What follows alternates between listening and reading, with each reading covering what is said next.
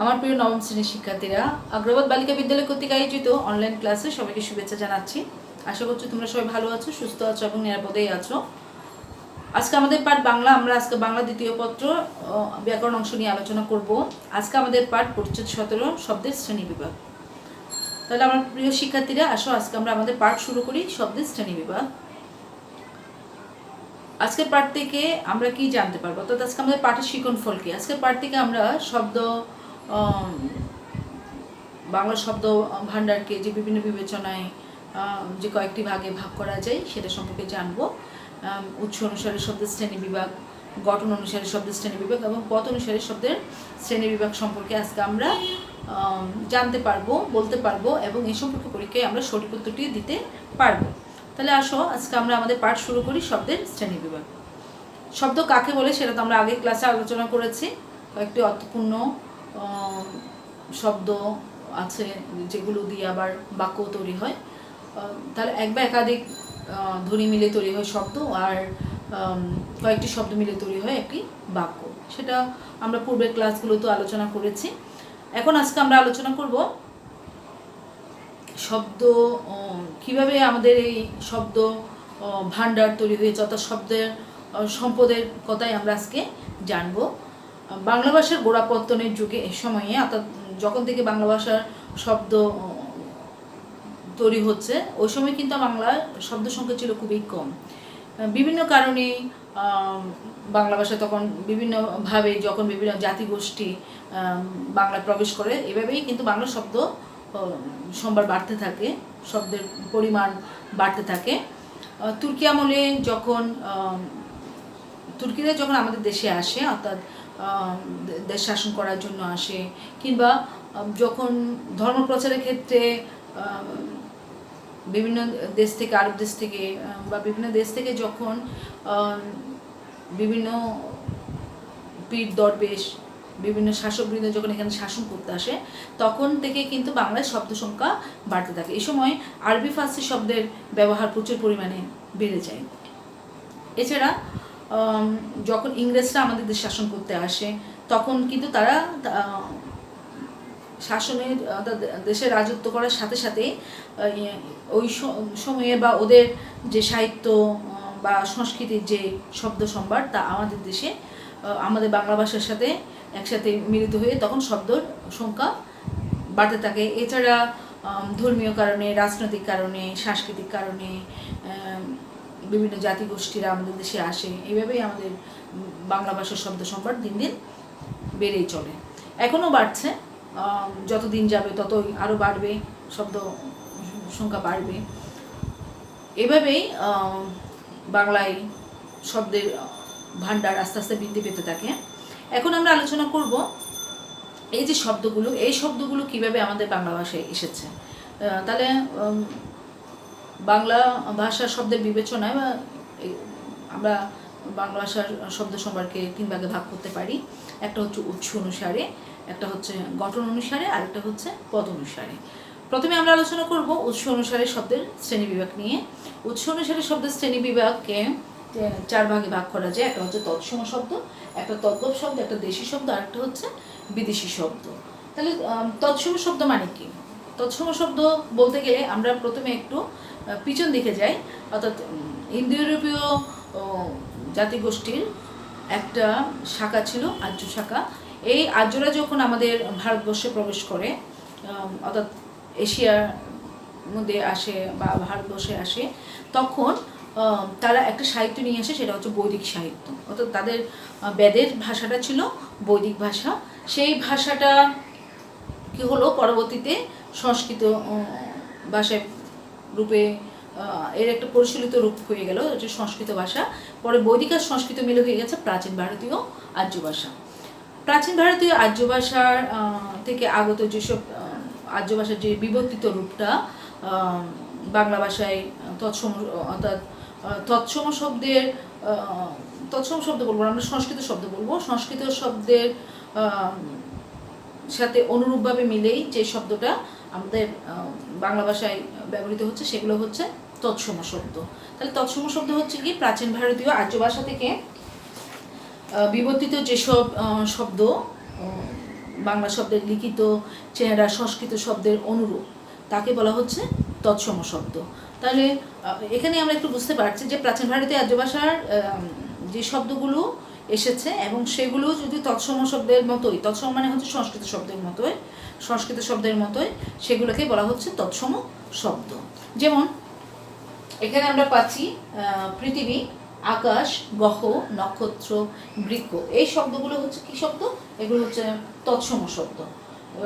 যেমন আমরা যে পৃথিবী বলছি, আকাশ বলছি, নক্ষত্র বলছি, বা গ্রহ বলছি, বৃক্ষ বলছি, এই শব্দগুলো হচ্ছে আমাদের বাংলা ভাষায় এসেছে কি কোথা থেকে? তৎসম শব্দ। তো প্রাচীন ভারতীয় আর্য ভাষা থেকে বিবর্তিতভাবেই সেগুলো তৎসম শব্দের যেগুলো সংস্কৃত শব্দের যেগুলো অনুরূপ সেগুলোকে বলা হচ্ছে এখানে তৎসম শব্দ। আর সংস্কৃত ব্যাকরণ অনুসারে ব্যাকরণ থেকে অর্থাৎ ওদের সংস্কৃত ব্যাকরণ অনুসরণ করে যে পারিভাষিক শব্দ আছে, যে গঠিত পারিভাষিক শব্দ আছে সেগুলোকেও কিন্তু তৎসম শব্দ বলা হয়। তাহলে পারিভাষিক শব্দ মানে কি? পারিভাষিক শব্দ মানে হচ্ছে কি বাংলা ভাষায় ব্যবহৃত যেসব শব্দ যেগুলো সংস্কৃত শব্দের বা বিদেশি শব্দের ভাবানুবাদমূলক অনুবাদ। তাহলে আমরা যদি বলি যে সংস্কৃত শব্দের ভাবানুবাদমূলক যে অনুবাদটা হয়েছে, অর্থাৎ ভাবানুবাদমূলক শব্দগুলোই হচ্ছে পারিভাষিক শব্দ। এই শব্দগুলোও কিন্তু তৎসম শব্দ বলা হচ্ছে। এখন আমরা ওই ধরনের শব্দ ব্যবহার করি, যেমন অধ্যাদেশ শব্দ ব্যবহার করি, তারপর মহাপরিচালক শব্দটা ব্যবহার করি, গণপ্রজাতন্ত্রী শব্দটা ব্যবহার করি, এছাড়া সচিবালয় শব্দটা ব্যবহার করি। এই শব্দগুলোই হচ্ছে পারিভাষিক শব্দরূপে ব্যবহৃত তৎসম শব্দ। এখানেই আমরা তৎসম শব্দ কীভাবে এসেছে বাংলা ভাষায় সেটা আমরা এখান থেকে জেনে নিয়েছি, যে আমরা কোন কোন শব্দগুলো তৎসম শব্দরূপে বাংলা ভাষায় ব্যবহার করছে, এবং এই শব্দগুলো আমাদের এখন মোটামুটি নিজস্ব শব্দরূপেই পরিচিত। তারপর আসবো আমরা তদ্ভব শব্দ নিয়ে। তদ্ভব শব্দ হচ্ছে প্রাচীন ভারতীয় আর্য ভাষা থেকে আগত যেসব শব্দের বিবর্তিত রূপ বাংলা ভাষার স্বতন্ত্র, সেগুলোকে বলা হচ্ছে তদ্ভব শব্দ। অর্থাৎ এগুলো প্রাচীন ভারতীয় আর্য ভাষা থেকে এসেছে, বিবর্তিতভাবে এসেছে। বিবর্তিত মানে কি? পরিবর্তিত হয়ে এসেছে, এবং এগুলো হচ্ছে আমাদের বাংলা ভাষার স্বতন্ত্র। এই শব্দগুলোকে খাঁটি বাংলাও কিন্তু বলা হয়। তাহলে এখানে আমরা একটু বুঝতে পারছি যে প্রাচীন ভারতীয় আর্য ভাষা থেকে আগত যেসব শব্দ প্রাকৃত ভাষার মধ্য দিয়েই বাংলা ভাষায় এসেছে তাকে বলা হচ্ছে তদ্ভব শব্দ। প্রাকৃত ভাষা মানে কি? প্রাকৃত ভাষা মানে হচ্ছে তখনকার সময়ে প্রকৃতজন বা সাধারণ মানুষ যে ভাষাটা ব্যবহার করতো। তাহলে সবার পক্ষে তো আর প্রাচীন ভারতীয় আর্য ভাষার যে রূপ বৈদিক সংস্কৃত ভাষা ব্যবহার করা সম্ভব হতো না। তাহলে সাধারণ মানুষ যে ভাষাটা বলতো সেই ভাষার মধ্য দিয়ে পরিবর্তিত হয়ে পরে বাংলা ভাষাটা এসেছে। এখানে আমরা একটু উদাহরণে দেখতে পাচ্ছি যে তদ্ভব শব্দের মধ্যে আমরা অর্থাৎ বাংলা ভাষায় আমরা যে শব্দগুলো ব্যবহার করি, যেমন হাত শব্দের কোথা থেকে আসছে? দেখো, হস্ত। সংস্কৃত শব্দ বা প্রাচীন ভারতীয় আর্য ভাষায় এটার নাম ছিল হস্ত, প্রাকৃত ভাষায় এটা হয়ে গেছে হত্ত, এবং বাংলায় হয়েছে এটা হাত। যেমন চামার, এই যে আমরা বলি চামার এই শব্দটা কোথা থেকে এসেছে? তাহলে চর্মকার, প্রাচীন ভারতীয় আর্য ভাষায় ছিল চর্মকার, প্রাকৃতে সেটা হয়েছে চর্ম আর বাংলায় হয়ে গেছে এটা চামার। তেমনি মাথা বললে কোথা থেকে আসছে? মস্তক থেকে মত থেকে হয়েছে মাথা।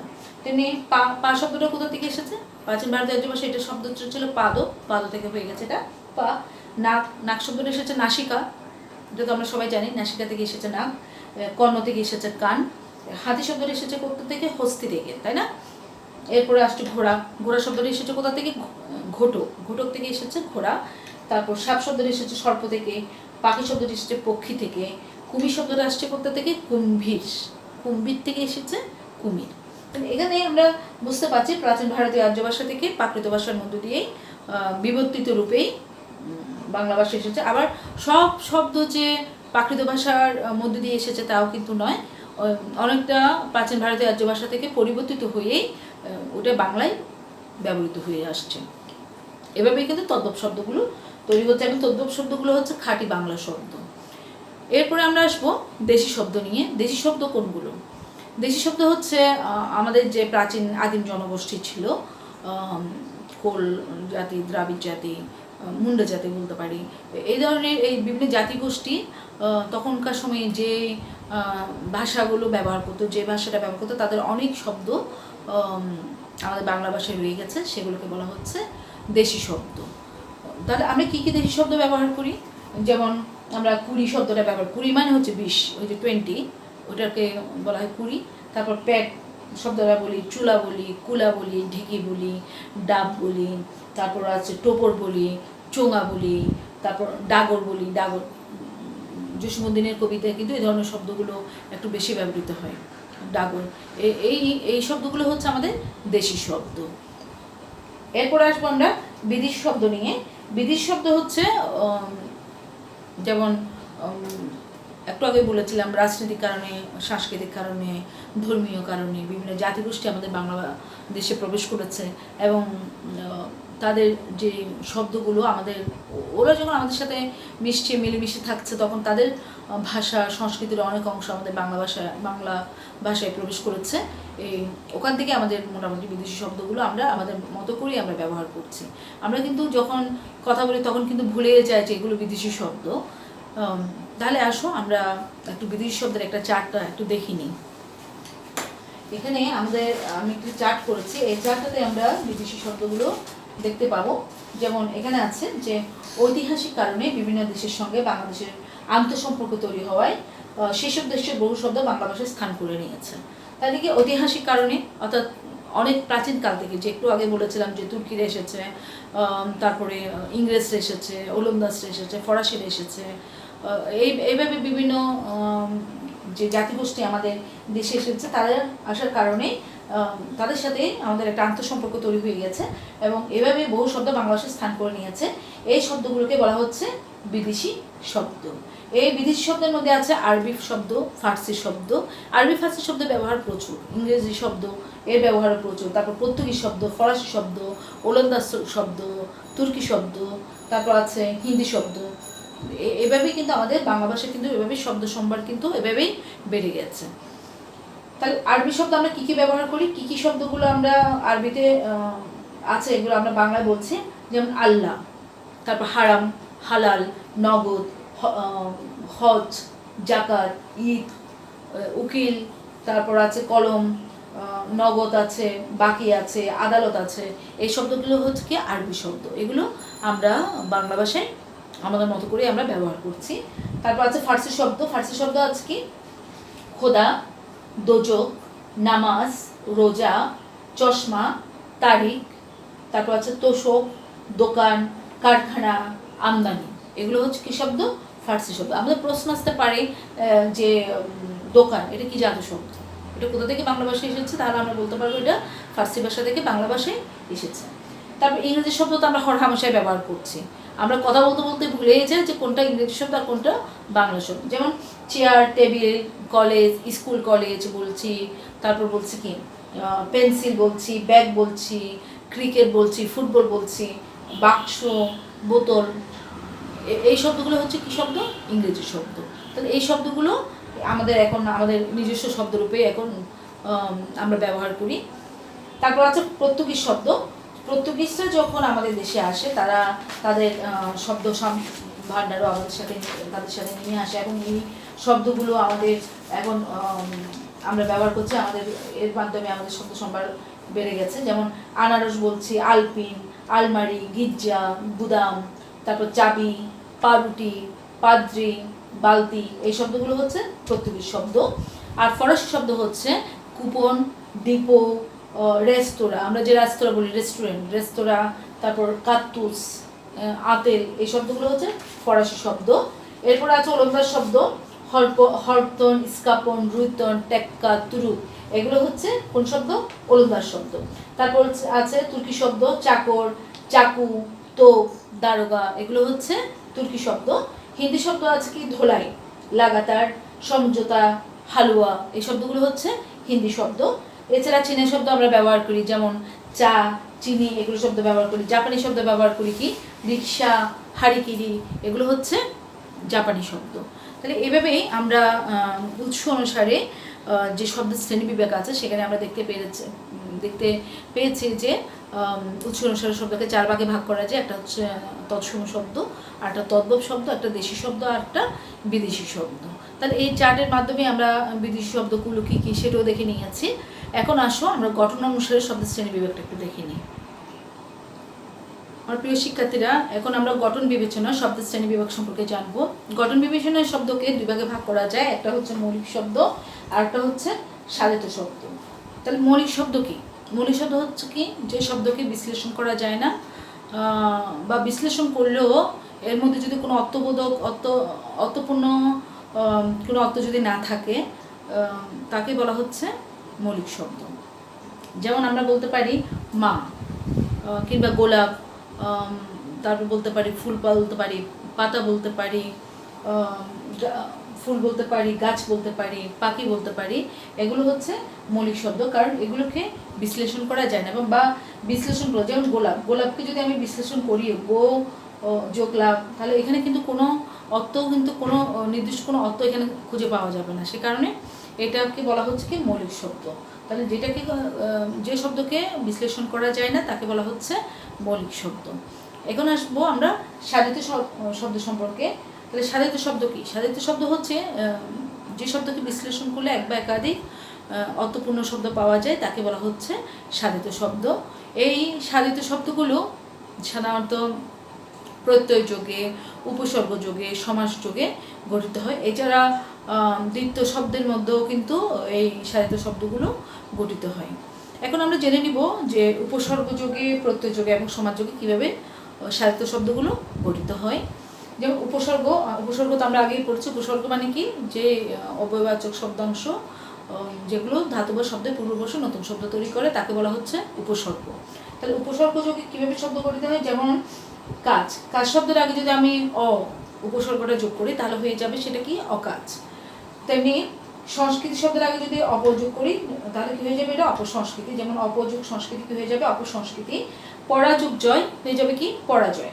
প্রতিযোগ ধ্বনি হয়ে যাবে কি, প্রতিধ্বনি। পরিযোগ চালক হবে পরিচালক। তেমনি গড়মিল, গড়যোগ মিল, তাহলে হবে কি, গড়মিল। এছাড়া প্রত্যয় যোগে গঠিত শব্দ হয়। প্রত্যয় আমরা আগে ক্লাসে প্রত্যয় কি সেটা পড়েছি। প্রত্যয় হচ্ছে কি, ধাতুর সাথে বা শব্দের পরে যে শব্দাংশটা যুক্ত হয় তাকে বলা হচ্ছে প্রত্যয়। যেমন শিশু যোগ অ হয়ে যাবে কি, শৈশব। পট যোগ অ সমান কি হবে, পাঠক। তারপর আছে উর যোগ অন্ত, উড়ন্ত। ঢাকা যোগ আই, ঢাকায়। নীল যোগ ইমা হয়ে যাবে কি, নীলিমা। এই যে এখানে শৈশব, পাঠক, উড়ন্ত, ঢাকায়, নীলিমা, এই শব্দগুলো হচ্ছে কি শব্দ, সাধিত শব্দ, কারণ এগুলো প্রত্যয়যোগে গঠিত শব্দ। এরপর আমরা আসবো সমাসযোগে গঠিত শব্দ। তাহলে সমাসের মাধ্যমেও কিন্তু কি হয়, নতুন নতুন শব্দ তৈরি হয়। যেমন দম্পতি। তাহলে দম্পতি শব্দটা কিভাবে এসেছে, দম্পতি, জায়া ও পতি, তাহলে দুটো মিলে হয়ে গেছে কি, দম্পতি। তারপর আমরা যদি বলি নীলাকাশ, এই নীলাকাশ শব্দটা কিভাবে এসেছে? নীলাকাশ শব্দটা এসেছে নীল যে আকাশ। এই দুই বা ততোধিক শব্দ একসাথে হয়ে যখন একটা অর্থ প্রকাশ করে তখন সেটা হয়ে যায় সমাস। যেমন নীল যে আকাশ, তাহলে নীল একটা শব্দ, যে একটা শব্দ, আকাশ একটা শব্দ, তিনটা শব্দ মিলে একটা এক পথ হয়ে গেছে বা একটা শব্দ তৈরি হয়ে গেছে, যেমন নীল আকাশ। দেশ সেবা, দেশ সেবা শব্দটা কিভাবে এসেছে, দেশের সেবা। তাহলে দেশের সেবা দুটো আলাদা আলাদা শব্দ থেকে হয়ে গেছে, এটা কি, দেশ সেবা। তারপর নদীমাতৃক, আমরা বলি নদীমাতৃক বাংলাদেশ, নদীমাতৃক শব্দটা কীভাবে এসেছে, নদী মাতা যার, সেখান থেকে এসেছে কি, নদীমাতৃক। তেমনি চৌরাস্তা, তাহলে চার রাস্তার সমাহার, অর্থাৎ যেখানে চারটা রাস্তা একত্রে মিলিত হয়েছে সেটাকে বলা হচ্ছে চৌরাস্তা। তেমনি যদি বলা হয় গ্রহের সদৃশ্য, তাহলে তাকে বলা হচ্ছে কি, উপগ্রহ। আমরা যে বলি উপগ্রহ বা স্যাটেলাইট, তো সেটা হচ্ছে কি গ্রহের সদৃশ্য, অর্থাৎ গ্রহের মতো দেখতে কিন্তু গ্রহ থেকে ছোট, সেটাকে বলা হচ্ছে উপগ্রহ। এভাবে সমাসযোগে কিন্তু শব্দ তৈরি হয়। এছাড়া দ্বিত্ব শব্দ প্রয়োগও কিন্তু, দ্বিত্ব মানে কি, দুইবার, কোনো শব্দকে দুইবার বলার পরও বলেও কিন্তু নতুন নতুন শব্দ তৈরি হয়। দ্বিতীয়ের মাধ্যমে কিন্তু নতুন শব্দ তৈরি হয়। যেমন আমরা যদি বলি ফিস ফিস, শিশিপি ফিস ফিস করে কথা বলছে, বা মর্মর, গাছটা মর্মর শব্দ করে ভেঙে এলো, শন শন, ঝিরঝির। তারপর আছে গড়গড়, এরপরে টুপটাপ, টুপটুপ, এরকম অনেক অনেক শব্দ আমরা ব্যবহার করি। তাহলে এগুলো হচ্ছে কি শব্দ? দ্বিত্ব শব্দ। তাহলে এখানে আমরা বুঝতে পারছি যে গঠন বিবেচনায় শব্দের যে শ্রেণী বিভাগ সেটাকে দুই ভাগে ভাগ করা যায়। একটা হচ্ছে মৌলিক শব্দ আর একটা হচ্ছে সাধিত শব্দ। মৌলিক শব্দ মানে যে শব্দকে বিশ্লেষণ করা যাবে না সেটা হচ্ছে মৌলিক শব্দ, আর সাধিত শব্দ হচ্ছে যেটা বিভিন্নভাবে হয়। যেমন সাহিত্য শব্দ, যেমন আমি যদি এখানে বলেছি হাত, সে একটা শব্দ যদি বলা হয় হাত, এটা হচ্ছে মৌলিক শব্দ। যদি আমি বলি হাতা, তাহলে সেটা হয়ে যাবে কি? সাধিত শব্দ। এভাবে কিন্তু হয়। তারপর এছাড়া উপসর্গ যোগে, প্রত্যয় যোগে, সমাজ যোগে, দ্বিত্বের মাধ্যমেও কিন্তু দ্বিত্ব শব্দ প্রয়োগও কিন্তু নতুন নতুন শব্দ তৈরি হয়, অর্থাৎ সাহিত্য শব্দ তৈরি হয়। তাহলে এখান থেকে আমরা পেয়ে গেছি যে গঠন বিবেচনা শব্দের শ্রেণী বিভাগ। এখন আসো আমরা পদ বিবেচনা শব্দের শ্রেণী বিভাগ সম্পর্কে জানব। আমার প্রিয় শিক্ষার্থীরা, আমরা এখন পদ বিবেচনা শব্দের শ্রেণী বিভাগ সম্পর্কে জানব। পদ বিবেচনায় শব্দের শ্রেণী বিভাগে আমরা একটু দেখে নিই শব্দ কাকে বলে। এটা তো আমরা আগেই জেনেছি শব্দ কাকে বলে। এখন আমরা জানবো পদ কাকে বলে। শব্দ যখন বাক্যে ব্যবহৃত হয় তখন তার নাম হয়ে যায় পদ, অর্থাৎ বাক্যে ব্যবহৃত প্রতিটি শব্দই হচ্ছে এক একটি পদ। আর বাক্যের অন্তর্গত এসব শব্দ বা পদকে 8 শ্রেণীতে ভাগ করা হয় এবং এই 8 শ্রেণীতে ভাগ করে সেটা এখন আমরা বিশ্লেষণ করব। যেমন প্রথমে আসছে কি? বিশেষ্য। তাহলে বিশেষ্য কাকে বলে? বিশেষ্য হচ্ছে কি? কোনো কিছুর নামকে বলা হয় বিশেষ্য, অর্থাৎ যে কোনো কিছুর নাম, যেমন আকাশ, নদী, সাগর, পর্বত, বা কোনো মেয়ের নাম হতে পারে, যেমন নীলা হতে পারে, রবীন্দ্রনাথ হতে পারে, গীতাঞ্জলি হতে পারে, কিংবা জনতা হতে পারে, মিছিল হতে পারে, অথবা যদি বলা হয় শয়ন, ভোজন, গমন, এই ধরনের শব্দগুলো কিন্তু বিশেষ্য পদ। এরপর আসবো আমরা বিশেষণ। বিশেষণ কি? বিশেষ্যের দোষ গুণ অবস্থাকে বলা হয় বিশেষণ। বিশেষ্য বা সর্বনামের দোষ গুণ অবস্থা। যেমন যদি বলা হয় মেয়েটি খুবই ভালো, তাহলে ভালোটা হচ্ছে এখানে কি? বিশেষণ। বা মেয়েটি খুব মেধাবী, তাহলে মেধাবীটাও এখানে হচ্ছে বিশেষণ। তারপর যে চালাক সে চতুর, যদি বলা হয় মেয়েটি খুবই চালাক বা ছেলেটি খুবই চালাক, তাহলে চালাক শব্দটা হচ্ছে এখানে বিশেষণ, কারণ এখানে দ্বারা দোষ গুণ বোঝাচ্ছে। আবার যদি বলা হয় বেলে মাটি, তাহলে বেলে মাটি হচ্ছে কি? এটা বেলে মাটিটা হচ্ছে এখানে মাটির একটা গুণ বোঝাচ্ছে, বেলে মাটি। বা পাথুরে মুক্তি, সেটা হচ্ছে কিন্তু এখানে বিশেষণ, অর্থাৎ মুক্তির বিশেষণ হচ্ছে পাথুরে, মাটির বিশেষণ হচ্ছে কি? বেলে মাটি। তারপর আসবে সর্বনাম। সর্বনাম কি? অর্থাৎ বিশ্বের পরিবর্তে যে পদ ব্যবহৃত হয় তাকে বলা হয় সর্বনাম। সেটা তো আমরা আগে থেকেই জেনেছি, যেমন আমি, তুমি, সে, তারা, তোমরা, আপনারা। তারপর যদি বলা হয় স্বয়ং, নিজ, খোদ, এগুলো হচ্ছে সর্বনাম। তারপর ক্রিয়া। ক্রিয়া বলতে বোঝায় কি? কোনো কাজ করা বুঝলে সেটা হচ্ছে ক্রিয়া। যেমন সে লিখছে, মেয়েটি লিখছে বা পড়ছে বা খেলছে, তারপর তিনি তাকে বইটি দিলেন, তাহলে দিলেনটাও হচ্ছে ক্রিয়া। অথবা রূপা গান গাচ্ছে, তাহলে গান গাচ্ছেটা হচ্ছে ক্রিয়া। এরপর আসবো আমরা ক্রিয়া বিশেষণ। তাহলে ক্রিয়া তো আমরা বুঝেছি, ক্রিয়ার বিশেষণটা কি? তাহলে বিশেষণ কি? দেখো, যেমন টিপ টিপ করে বৃষ্টি পড়ছে, তাহলে বৃষ্টি পড়ছে তো ক্রিয়া পড়ছে, তাহলে ক্রিয়ার একটা বিশেষণ কি? টিপ টিপ করে বৃষ্টি পড়ছে, তাহলে বৃষ্টির একটা অবস্থা বোঝাচ্ছে, এখানে ক্রিয়া বিশেষণ। তারপর ছেলেটা খুব দ্রুত দৌড়ায়, দ্রুত দৌড়ায়, তাহলে দ্রুত, এটা হচ্ছে ক্রিয়ার বিশেষণ, দৌড়াই যেহেতু ক্রিয়া। তারপর মেয়েটি ধীরে ধীরে হাঁটে, ধীরে হাঁটে, বা ধীরে ধীরে লিখছে, তাহলে লিখছে এটা ক্রিয়া, তাহলে ধীরেটা হচ্ছে কি? বিশেষণ, ক্রিয়ার বিশেষণ। বা ঝিরঝির বাতাস বইছে, তাহলে বাতাস বইছে, বইছেটা হচ্ছে ক্রিয়া, তাহলে ঝিরঝির, তাহলে এটা একটা অবস্থা বোঝাচ্ছে, সে কারণে এটা হচ্ছে ক্রিয়া বিশেষণ। এরপর আমরা পাবো অনুসর্গ। অনুসর্গটাও কিন্তু এখানে আমরা পদের মধ্যে 6 নম্বরে পাচ্ছি অনুসর্গ। তাহলে অনুসর্গ আমরা সাধারণত জানি যে অনুসর্গগুলো কোথায় বসে? শব্দের পরে বসে।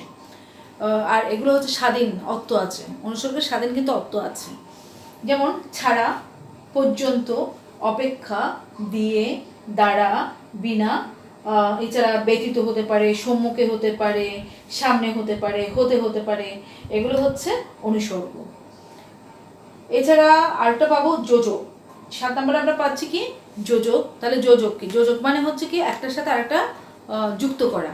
যেমন ও, এবং, কিন্তু, কারণ, তারপর যদি বলে যদি সে আসে তবে আমি যাব, যদি, তবু থাকলে, বা সে, অথবা, বা ও অথবা দিয়ে যদি বলা হয় বা দিয়ে যদি বলা হয়, তারপর না হয়, এই শব্দগুলো হচ্ছে কি এখানে যোজক। এই জিনিসগুলো আমরা একটু বেশি করে মনে রাখবো। আর এতদিন আমরা তো পদ 5 প্রকার এটা পড়েছি, যে ক্রিয়া পর্যন্ত অব্যয় পর্যন্ত পড়েছিলাম। এখন আমরা এটাকে একটু অন্যভাবে বিশ্লেষণ করে এখন করা হচ্ছে কি 8 ভাগে ভাগ করা হয়েছে, এবং সেই 8 ভাগটা এখন আমরা আলোচনা করছি।